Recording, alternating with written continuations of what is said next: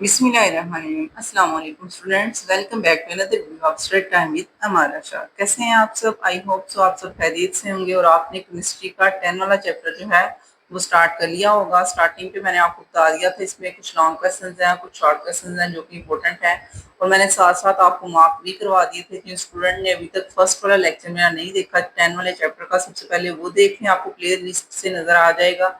इसके बाद आपने ये सेकंड वाला लेक्चर स्टार्ट करना है जिसमें आज हमने पढ़ना है इफेक्ट्स ऑफ एसिड रेन, यानी कि एसिड रेन के क्या क्या इफेक्ट्स हैं। मैंने आपको प्रीवियस लेक्चर में भी बताया था कि एसिड रेन जो है वो हमें कैसे पता चलता है। जब हम पीएच चेक करते हैं वाटर की, अगर पीएच 4.2 से 4.4 के दरमियान में हो तो इसका मतलब है वो जो रेन है वो एसिड है। ठीक है, उसके बाद अब आपने उसके इफेक्ट्स बताने हैं कि अगर इस तरह की रेन हो रही है तो क्या क्या इफेक्ट्स पड़ सकते हैं। फर्स्ट ऑफ ऑल तो हमें पता है कि इसके इफेक्ट जो है वो अगर मिट्टी पे पड़ रही है, सॉइल यानी कि मिट्टी के ऊपर पड़ रही है बारिश, तो मिट्टी जो है वो भी हमारी डिस्टर्ब होगी। उसके आपको पता है मिट्टी के अंदर ही जो है अपनी जितनी भी खाने पीने वाली चीजें हैं, जैसे हमारे फ्रूट्स हो गए, वेजिटेबल्स हो गए, सारे कुछ मिट्टी से ही बनते हैं।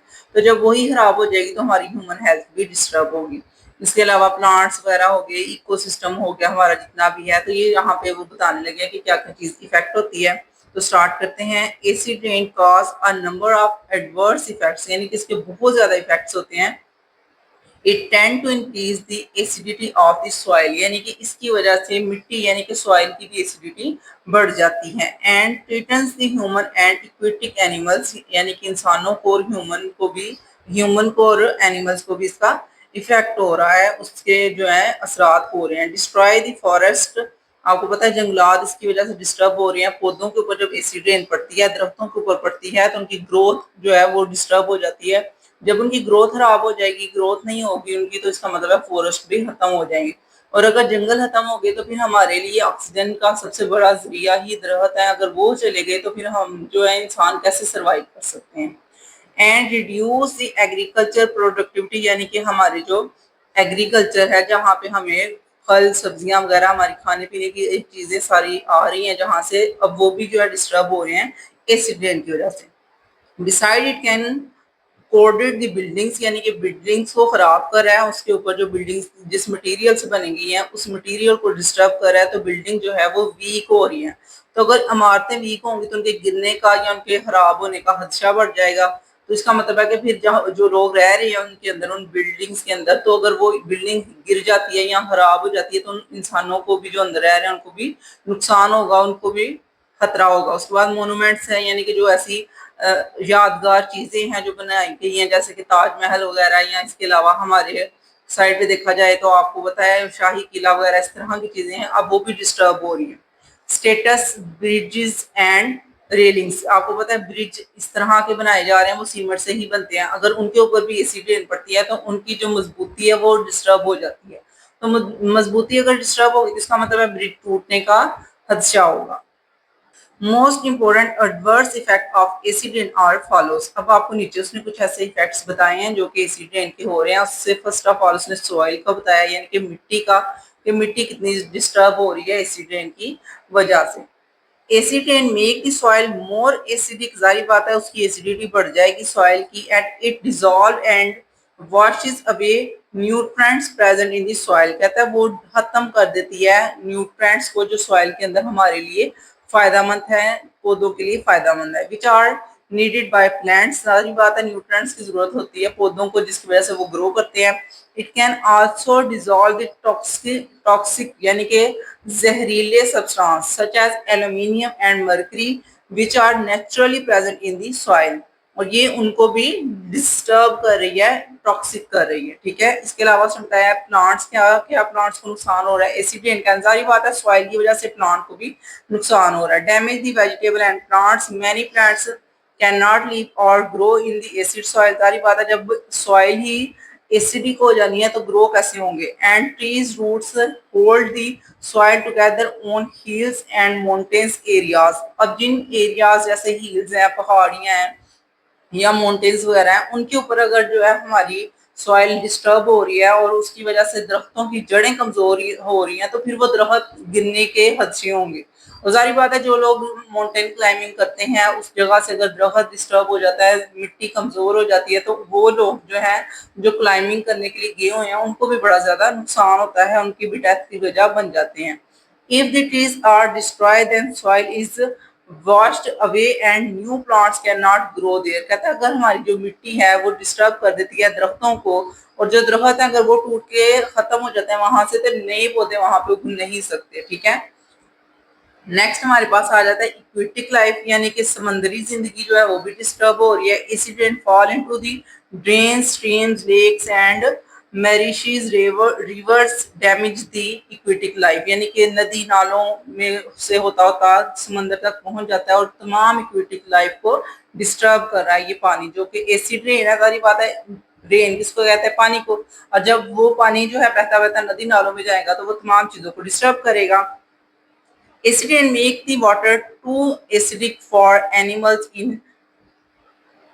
to live in. Due to this, many lakes and rivers no longer have fishes। कहता है इसी वजह से ज्यादातर हमारे जो रिवर्स हैं उनके अंदर मछलियां नहीं है, क्योंकि एसिड रेन होने की वजह से उनकी एसिडिटी इतनी बढ़ गई है कि जितनी भी वो लाइफ थी वहां पे वो सारी खत्म हो गई है।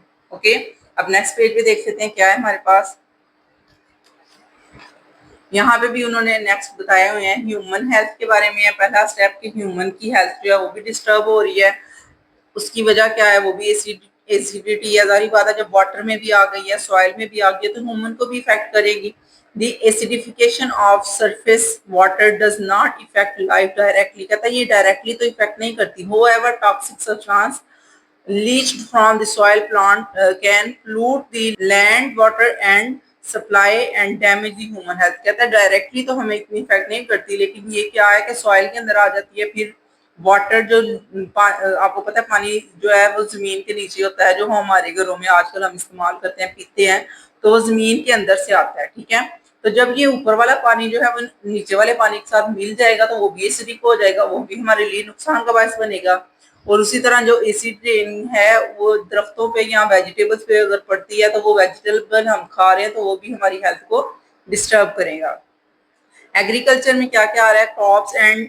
Crops are less affected by the acid rain than forest. कहता है क्रॉप्स जो होती हैं वो लेस इफेक्टेड होती हैं एज कम्पेयर टू फॉरेस्ट, यानी कि जंगल ज्यादा इफेक्ट हो रहे हैं। Farmers can prevent the acid rain damage bye monitoring by monitoring the condition of the soil and when the necessary adding crushed lime to neutralise the acid. कहते हैं हम तो वो अपने जो है ना अपनी फसलों का बड़ा ध्यान रखते हैं, जितने भी फार्मर्स होते हैं, किसान वगैरह होते हैं, और उस वजह से फसलें तो इतनी डैमेज नहीं होती एसिड रेन की वजह से, लेकिन ये है कि दरख्त जो है फॉरेस्ट वगैरह वो ज्यादा डैमेज होते हैं, क्योंकि उनका तो कोई ख्याल नहीं रख रहा। वो तो नेचुरली तौर पे अल्लाह ताला ही है जिस तरह उसको चला रहे हैं, लेकिन ये जो हमारी क्रॉप्स वगैरह उनको हम फिर भी थोड़ा सा बचाने की कोशिश कर लेते हैं एसिड रेन से। उसके बाद है ह्यूमन मेड स्ट्रक्चर्स। वो क्या है भाई? Acid rains are the dry deposition dry deposition of acidic particles damage the buildings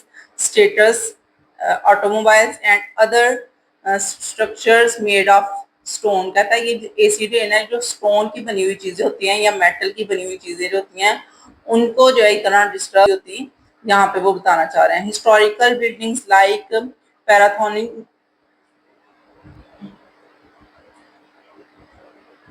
like the Parthenon in Athens, यहाँ पे एक बिल्डिंग का नाम ले रहे हैं जो कि बहुत ही फेमस है। एंड ताजमहल, जिसका मैं ऑलरेडी आपको बता चुकी थी, in Taj Mahal in Agra India are deteriorating due to the acid rain. अब आपको पता है ये जो जितनी भी चीजें हैं वो पुरानी दौर की बनी हुई हैं, उनके मटेरियल भी पुराने जमाने के यूज किए गए थे, इस वजह से जो है ना वो डिस्टर्ब हो रही हैं। लेकिन हमारे जो आजकल के लोग हैं, आजकल की जो बिल्डिंग्स बना रहे हैं वो इस तरह की बना रहे हैं कि एसिड रेन से वो इफेक्टेड ना हो। इसके बाद नेक्स्ट हमारा टॉपिक आ जाता है यहाँ पे ग्लोबल वार्मिंग का है, जो कि आपको पता है आजकल का सबसे बड़ा इशू ग्लोबल वार्मिंग है। वो कैसे है कि जब हमारी सूरज की जो वेवलेंथ आती है जमीन के ऊपर, तो वो जमीन के अंदर ही ट्रैप हो जाती है, यानी कि जमीन के अंदर ही वो बाउंड हो जाती है, बाहर नहीं निकल पाती, तो वो फिर हीट पैदा करती है और उस हीट की वजह से हमारी अर्थ का हमारी अर्थ का जो टेम्परेचर है वो इंक्रीज हो रहा है। तो सबसे पहला स्टेप देख लेते हैं, यहाँ पे उसकी डेफिनेशन में बताया गया है the progressive warming of the earth, यानी कि जितनी तेजी से अर्थ गर्म हो रही है surface due to the blanket effect of man-made carbon dioxide, methane, water vapors and other gases in the atmosphere called the greenhouse effect। कहते हैं कि जो हमारा ग्रीन हाउस इफेक्ट है वो कैसे बन रहा है, वो गैसेस हैं जो कि मैन मेड है, यानी कि इंसान खुद इस तरह की गैसें छोड़ा है एटमॉस्फेयर में, जिसकी वजह से जो है ना इस तरह का ब्लैंकेट बन जाता है, यानी कि कवर सा बन जाता है, जैसे रजाई नहीं आप लोग अपने ऊपर लेते तो वो हीट को लॉक कर लेती है। वैसे ही ये कार्बन डाइऑक्साइड गैस, मीथेन और वाटर वेपर, ये तीनों चीजें मिलके ना तो जमीन के गिर्द इस तरह का ब्लैंकेट बना देती हैं कि वो सूरज की रोशनी को बाहर एटमॉस्फेयर में जाने ही नहीं देता, जिसकी वजह से हीट जो है वो बढ़ती जाती है अर्थ के ऊपर।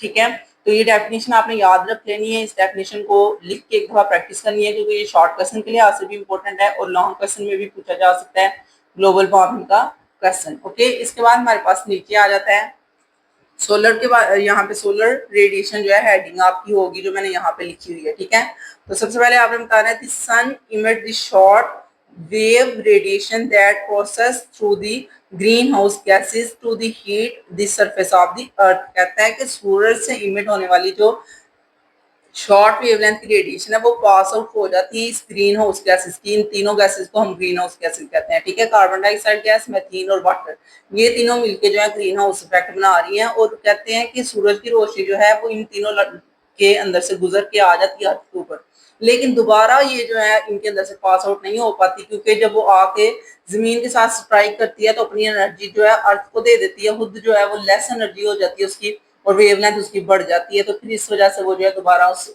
ग्रीन हाउस से पास आउट नहीं हो पाती। ठीक है, उसके बाद यहाँ पे आप हेडिंग दे दीजिएगा अर्थ एमिशन। इसमें क्या है, at night the hot earth surface emit the long wave radiation that is mostly absorbed by the green house gases. तो जैसे जैसे रात होना शुरू होती है जमीन भी आपको पता है अपनी हीट जो है वो रिलीज करना शुरू कर देती है और वो भी जो है वो ट्रैप हो जाती है इसी के अंदर, ग्रीन हाउस के अंदर ही। And this process of absorption prevent the radiation to reach the space and reducing the space at which the earth can cool off. कहता है फिर इस तरह अंदर वाला टेम्परेचर इतना बढ़ जाता है कि अर्थ दोबारा कूल भी नहीं हो पाती। ठीक है, and this increase the temperature of the earth and cause the global warming. तो ये इम्पैक्ट हो जाएगा कि क्या असर पड़ रहा है इसका ग्रीन हाउस का, तो आप बताएंगे कि इसकी वजह से टेम्परेचर अर्थ का बढ़ रहा है जो कि ग्लोबल वार्मिंग की वजह बन रहा है। ठीक है, इसके बाद नेक्स्ट पेज पे हम देख लेते हैं क्या है हमारे पास। यहाँ पे है higher the concentration of carbon dioxide gas and the other greenhouse gases, greater will be the absorption of thermal radiation। कहता है जितनी ज्यादा जो है आप लोग इन गैसेस को प्रोड्यूस करोगे, कार्बन डाइऑक्साइड गैस को, उसके अलावा मेथीन को और वाटर वेपर्स को, जब ये कंबाइन होंगे तो ग्रीन हाउस गैसेस जो है वो बढ़ जाएंगी।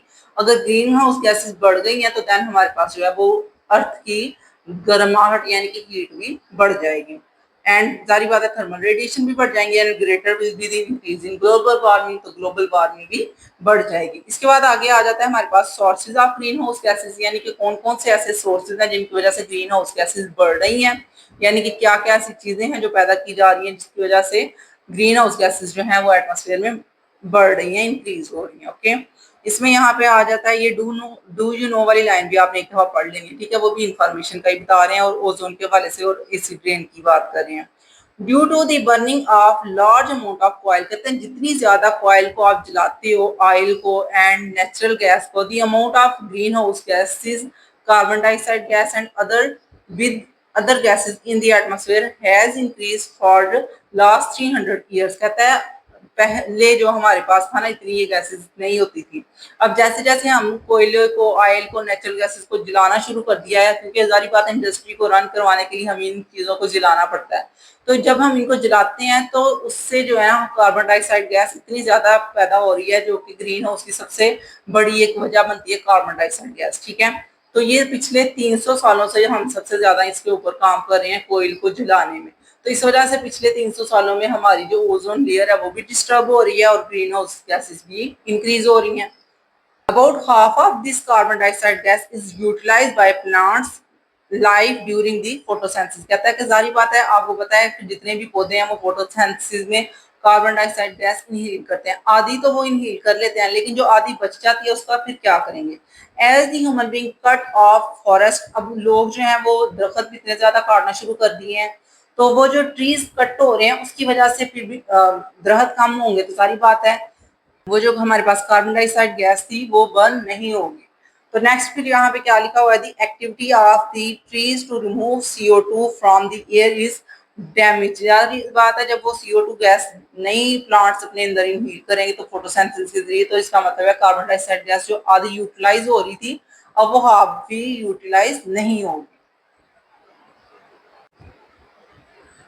नेक्स्ट है हमारे पास methane is another green house gas. Methane के हवाले से भी आपको बता रहे हैं कि ये भी एक और ग्रीन हाउस गैस है जो कि आपने पढ़ लिया था, मेथीन, कार्बन डाइऑक्साइड गैस और वाटर वेपर, ये तीनों मिलकर ग्रीन हाउस बना रहे हैं। And the increase in its concentration in air is due to the increase decay of vegetation matter, digestion in animals and the increased farmings of the rice field. कहता है जैसे जैसे हम जो है अपनी वेजिटेबल्स को मुख्तार को बढ़ा रहे हैं और जितने भी एनिमल्स हैं वो जब डाइजेस्ट करते हैं अपने खाने को, उसके बाद जो है वो अपना वेस्ट जो है वो निकाल देते हैं जिसे आप गोबर वगैरह कहते हैं, तो वो भी मेथीन गैस बहुत ज्यादा प्रोड्यूस कर रहे होते हैं। तो जाहिर बात है इस वजह से मेथीन गैस भी बढ़ जाएगी। कार्बन डाइऑक्साइड गैस हमने ऊपर ही पढ़ लिया है वो भी इंक्रीज हो रही है, मेथीन भी इंक्रीज हो रही है। ये दोनों जब वाटर पेपर से मिल जाती हैं तो कार्बन डाइऑक्साइड गैस, मेथीन और वाटर पेपर मिलके ग्रीन हाउस इफेक्ट बना देते हैं, ग्रीन हाउस बन जाता है और वो जो ग्रीन हाउस है वो ग्लोबल वार्मिंग की वजह बनता है। ठीक है, तो ये आपने प्रॉपर प्रोसेस करना है। मैंने हेडिंग्स इसीलिए दी हुई है, ये कार्बन डाइऑक्साइड गैस की हेडिंग हो जाएगी। जब आप सोर्सेज लिखोगे तो कार्बन डाइऑक्साइड गैस सबसे पहले आपकी आ जाएगी, वो किस किस वजह से पैदा हो रही है वो ये सारी है।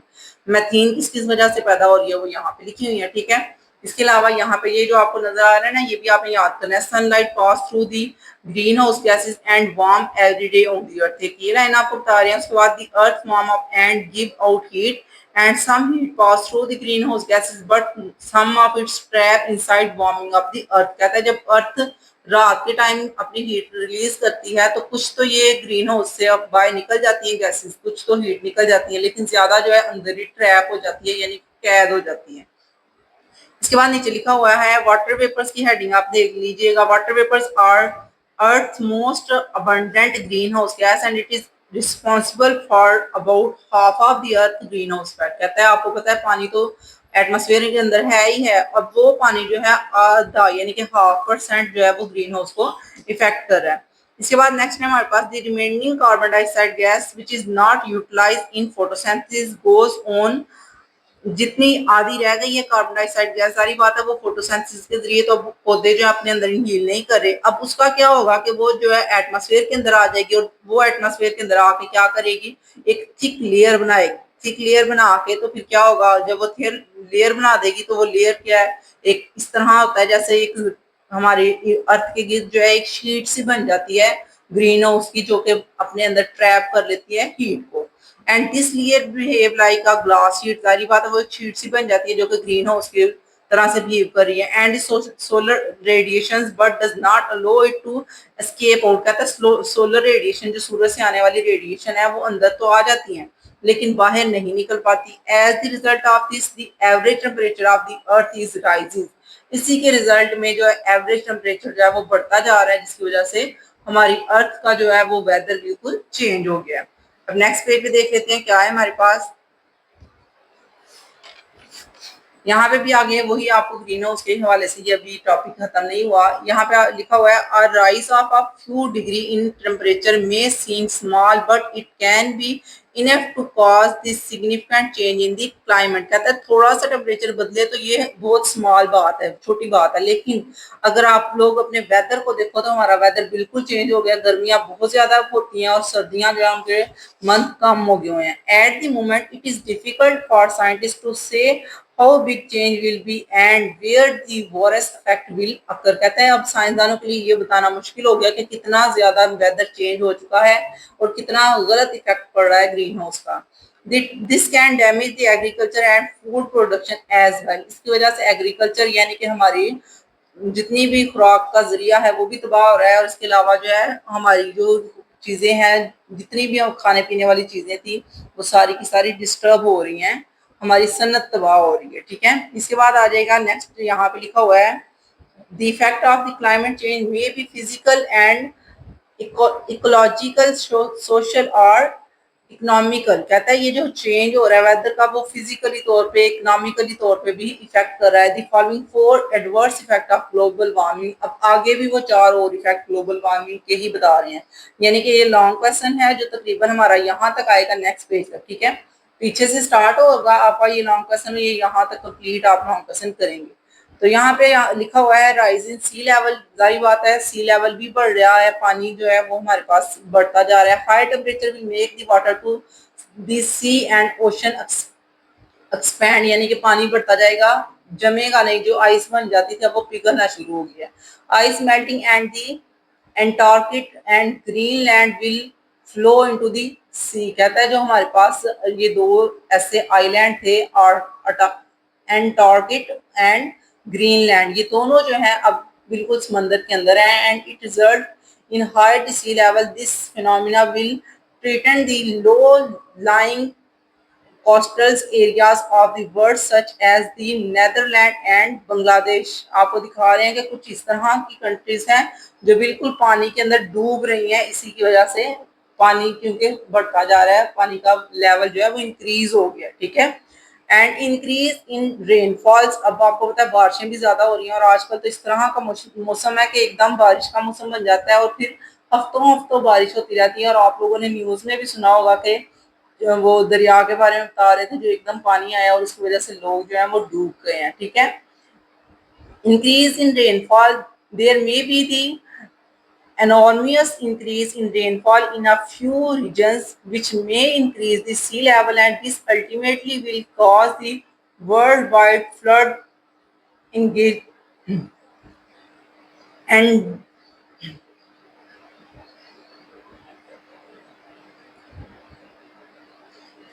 अब उसकी वजह से वर्ल्ड वाइड फ्लड आना शुरू हो गया और ये जो फ्लड है आपको पता है उसकी वजह से सर्वाइवल लिविंग थिंग्स का मुश्किल हो गया है। और इस पूरे पैराग्राफ में आपको यही बताया जा रहा है कि कुछ इलाकों में इतनी ज्यादा बारिशें होती है जिसकी वजह से सैलाब आ जाता है और वो सैलाब जो है जानी और माली दोनों नुकसान का बायस बनता है। इसके बाद बता रहे हैं आपको इफेक्ट्स ऑन एग्रीकल्चर। एग्रीकल्चर कह रहे हैं कि एग्रीकल्चर जारी बात है कि हमारी जो मसनूआत थी उनको भी नुकसान पहुंच रहा है, हमारी फसलें तबाह हो रही हैं। And this change the weather will affect the types of crops grow in different part of the world, यानी कि दुनिया के डिफरेंट डिफरेंट इलाकों में जो हमारी सन्नत थी, जो हमारी एग्रीकल्चर की चीजें थी वो भी डिस्टर्ब हो रही हैं। Some crops such as the wheat and rice, यानी कि हमारी गंदम और चावल grow better in high temperature, but other plants such as moist and sugar can do not grow। ये जारी बात है, जो पहली बात थी हमें पता है कि जो हमारी जो है ना बीट और राइस यानी कि गंदम और चावल जो है वो गर्मी के मौसम में ज्यादा अच्छे पकते हैं, लेकिन इसके अलावा जितने भी शुगर कैंस यानी कि गन्ने वगैरह या दूसरी फसलें होती हैं वो तो हाई टेम्परेचर पे नहीं ना पकती, तो इस वजह से फिर वो हमारे लिए नुकसान का बायस बन रहा है। इसके बाद है hot summer and winter in moderate region the winter will be shorter. आपको पता है सर्दियां थोड़ी हो गई हैं। And warmer and the summer will be the larger, गर्मियां जो है वो बढ़ती जा रही हैं एंड हॉटर गर्म होती जा रही है, ठीक है।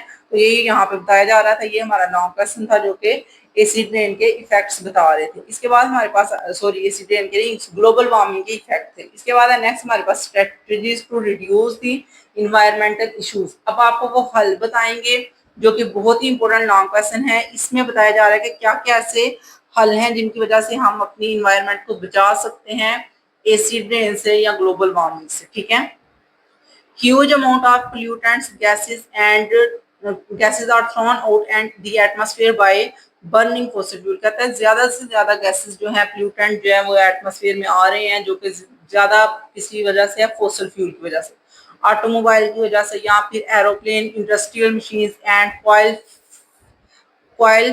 fired and electricity generating plants etc. यानी कि ये यहाँ पे उन्होंने कलेक्टिवली सारे वो तमाम ऐसे पॉइंट्स बता दिए हैं जिनकी वजह से जो है ना हमारी एटमॉस्फेयर डिस्टर्ब हो रही है, जितनी ज्यादा गैसेस जो है वो इनकी वजह से पैदा हो रही हैं।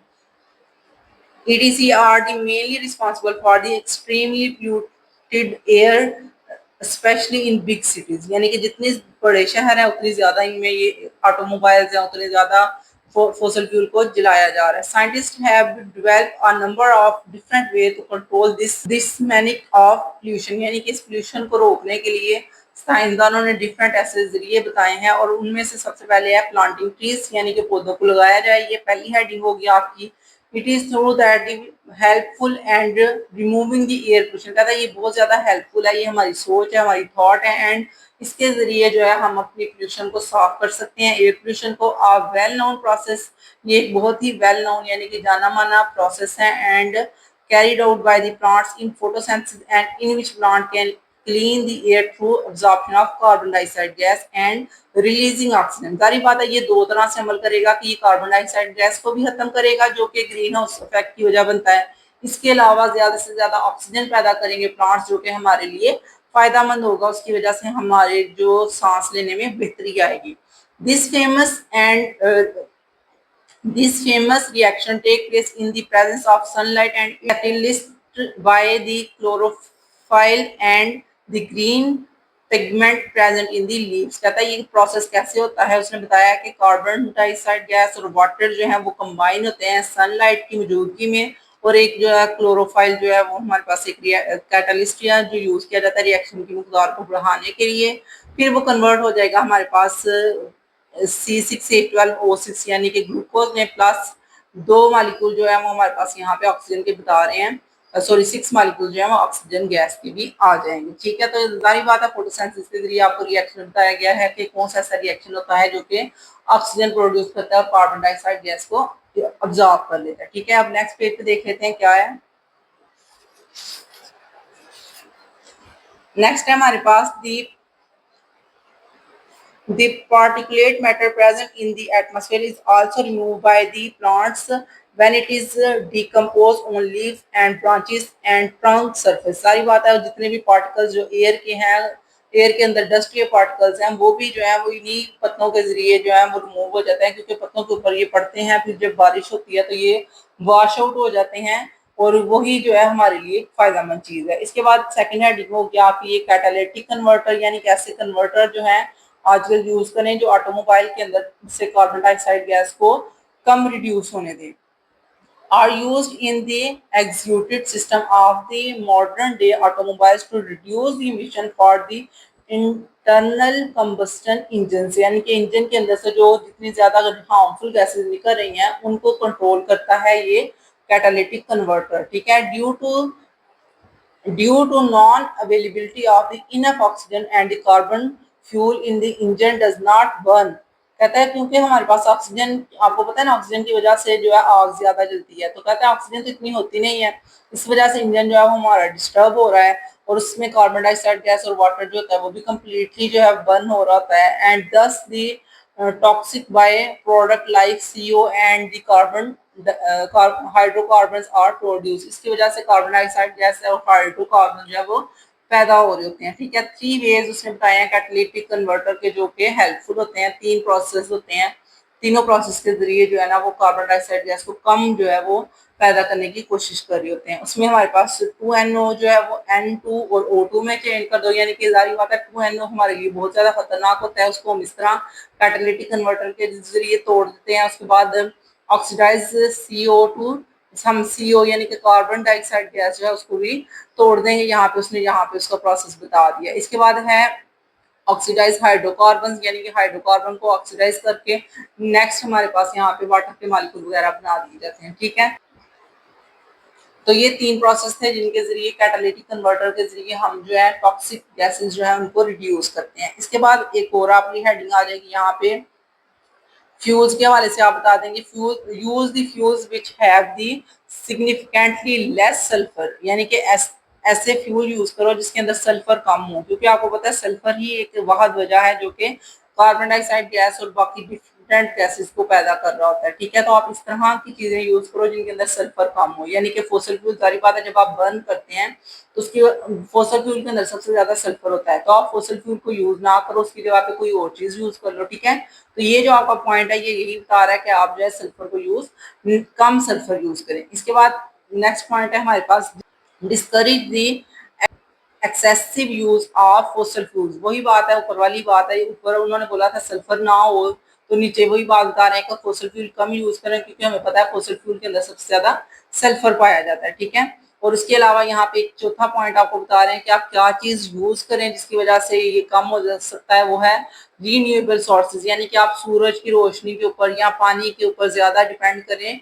जितनी भी बिजली जो है वो आप सूरज की रोशनी से बना लें, उसके अलावा पानी से या हवा से बना लें, वो भी एक बेहतर जरिया है जिसकी वजह से कार्बन डाइऑक्साइड गैस या बाकी चीजें कम होंगी पैदा। ठीक है, और renewable resources are the resources that can continue the exact deposit being the consumption over a period of time even as they are used। कहता है जैसे भी जैसे आप इनको यूज करते जाओगे फिर भी इतने ज्यादा कंज्यूम नहीं होते, क्योंकि सूरज की रोशनी तो खत्म नहीं ना होती, ये तो अल्लाह ताला ने हमारे लिए एक नेमत रखी हुई है।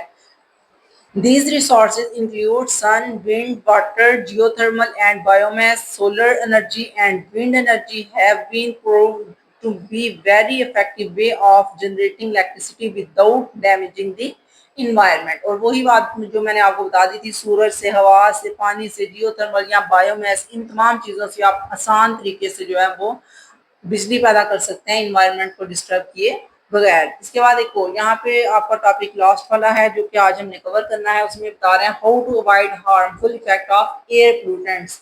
एयर पोल्यूटेंट्स के जो हार्मफुल इफेक्ट्स होते हैं उनको हम कैसे कम कर सकते हैं। उनको कम करने का एक तरीका उन्होंने ये बताया कि आप लोग जो है वो मास्क वगैरह यूज करें। जब आपको पता चल जाए कि हवा के अंदर जो है वो पोल्यूटेंट्स बहुत ज्यादा है तो आप जो है मास्क यूज कर सकते हैं, जो कि आपको याद होगा हमने कोविड कोविड 19 के दौरान जो है वो यूज किए थे। ठीक है, एयर पोल्यूटेंट्स के बारे में बता रहे हैं कि जब वो ज्यादा हो जाएंगे तो फिर आप मास्क वगैरह यूज करेंगे तो आपको नुकसान कम होगा। ठीक है, तो यहाँ पे बताया जा रहा है एयर क्वालिटी इंडेक्स या AQI, यानी कि ये वो नंबर है जो कि बता रहा होता है कि हवा के अंदर कितनी ज्यादा जो है पोल्यूशन आ चुकी है। ईजा रेटिंग, जैसे आपको पीएच के बारे में बताया गया था ना कि आप एसिड रेन कैसे पता कर सकते हैं, पीएच वगैरह चेक करके आप एसिड रेन का बता सकते हैं। उसी तरह एक AQI लेवल बताया गया है, ये वो लेवल है जिसके जरिए हम चेक कर सकते हैं कि एयर कितनी प्यूट है। Okay, and show how bad it is the atmosphere around you, आपके इर्द गिर्द जो है वो इन्वायरमेंट कितनी डिस्टर्ब हो चुकी है। And AQI is value under 50 is considered good in quality, यानी कि अगर AQI का लेवल, AQI की वैल्यू 50 हो तो ये गुड क्वालिटी है। This mean that this safe for you, ये आपके लिए सेफ है। लेकिन अगर इसकी क्वालिटी बढ़ जाती है तो इसका मतलब है कि ये एयर आपके लिए सेफ नहीं है, इसमें आप सांस ना लें। ठीक है, as the AQI number increase, so does the risk of health, and AQI 300 यानी कि 300 से अगर बढ़ जाती है तो वो हैजर्ड्स यानी कि हमारे लिए बहुत ज्यादा नुकसान का बायस बन जाती है। चिल्ड्रन अंडर 18 और एडल्ट ओवर 65, यानी कि जो 18 साल से छोटे हैं या 65 से बड़े हैं, पीपल्स विद दी कॉर्निक हार्ट और लंग डिजीज, यानी कुछ लोगों को दिल का मसला होता है या फेफड़ों का मसला होता है एंड डायबिटीज वगैरह का मसला होता है, तो वो पीपल जो है वो उनका इस एटमॉस्फेयर के अंदर सांस लेना बहुत ही ज्यादा रिस्क का बायस बन जाता है जब 300 लेवल हो AQI का। And outdoor workers can also consider at a high risk because of the prolonged exposures, यानी कि इतने ज्यादा ये जो है एयर डिस्टर्ब हो गया, इतना ज्यादा एक्सपोजर हो गया हुआ है कि लोग जो है इस लेवल के 300 के लेवल की एयर के अंदर, ऑक्सीजन के अंदर, हवा के अंदर सांस नहीं ले सकते। ठीक है, इसके बाद आपको नीचे उसके इफेक्ट्स वगैरह बताने लगे हैं कि बैड इफेक्ट कौन कौन से होते हैं एयर क्वालिटी के।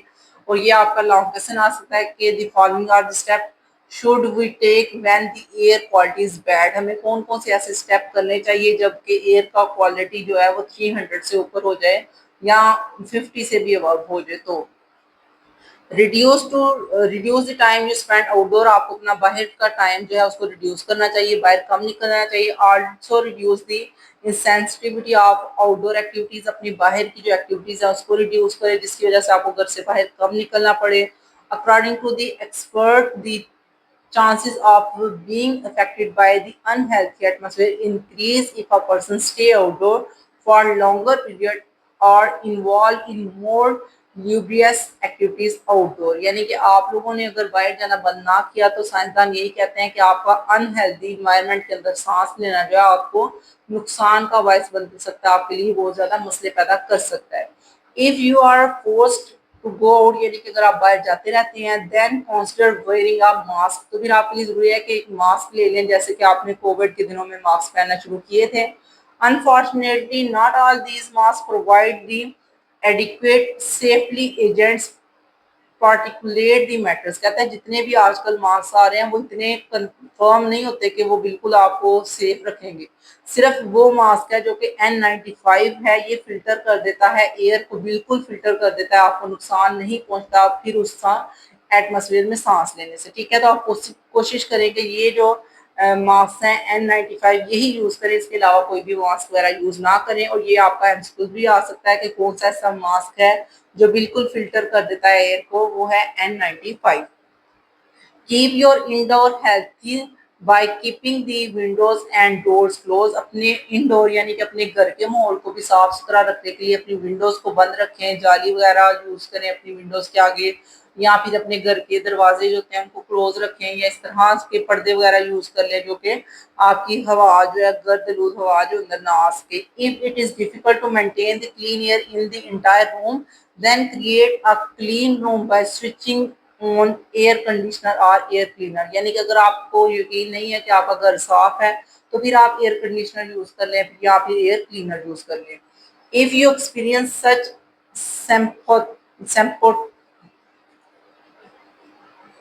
If you experience such symptoms that worry you, यानी कि आपको इस तरह के सिम्टम्स नजर आ रहे हैं जो आपको परेशान कर रहे हैं, टॉक टू योर डॉक्टर, अपने डॉक्टर से रब्ता करें कि आपको अपने अंदर इस तरह के मसले पैदा हो रहे हैं जो कि एयर की वजह से है, तो आप अपने डॉक्टर से रब्ता करें। And install the carbon monoxide detectors to detect the increase level of carbon monoxide, यानी कि आप इस तरह का डिटेक्टर अपने घर में रखें जो कि कार्बन मोनोऑक्साइड को चेक कर सके कि उसका लेवल कितना है। और these high level of carbon monoxide may occur due to the faulty fuel burning appliances, यानी कि अगर आप अपने घरों में ज्यादा आग जलाते हो उसकी वजह से भी कार्बन मोनोऑक्साइड ज्यादा पैदा होती है जो कि एयर को इफेक्ट कर रही होती है और आपकी हेल्थ को नुकसान पहुंचाती है। नेक्स्ट टाइम हमारे पास यहाँ पे लिखा हुआ है breathing in pollutant air by these high risk group may be affect their lungs, अगर आप इसी तरह की एयर के अंदर सांस लेते रहेंगे तो आपकी लंग्स बहुत ज्यादा डिस्टर्ब हो जाएंगे, हार्ट एंड ब्रेन, आपका दिल और आपका दिमाग भी इसकी वजह से जो है वो इफेक्ट होगा। Air pollutants can neither their blood streams and can cause the coughing, ये आपके खून के जरिए अंदर भी जा सकता है और इसके अलावा ये खांसी, itching, eye infection, poor quality of life, यानी कि आपकी जिंदगी की जो है कह सकते हो जिंदगी कम हो सकती है इसकी वजह से, हॉस्पिटलाइजेशन यानी कि आपको हॉस्पिटल में रहना पड़ सकता है, कैंसर और इवन प्रीमेच्योर डेथ, यानी कि इसकी वजह से अर्ली आपकी डेथ हो सकती है, यानी कि नेचुरली तौर पे हो सकता है अल्लाह ताला ने आपकी जिंदगी हेल्दी रखी होगी 50 60 या 70 साल तक, लेकिन अगर आप इसी तरह के एटमोसफेयर में रहेंगे तो फिर आपकी जो हेल्थी लाइफ है वो अनहेल्थी हो जाएगी और फिर वो आहिस्ता आहिस्ता आपकी डेथ की वजह भी बन सकता है। तो ये आपका चैप्टर खत्म हो चुका है। आई होप सो आप सबको बहुत अच्छा समझ आया होगा। वीडियो को लाइक करें, चैनल को सब्सक्राइब करें और मेरे लेक्चर्स को अपने फ्रेंड में भी शेयर किया करें ताकि उनका भी फायदा हो। मिलते हैं नेक्स्ट वीडियो में। अल्लाह हाफिज।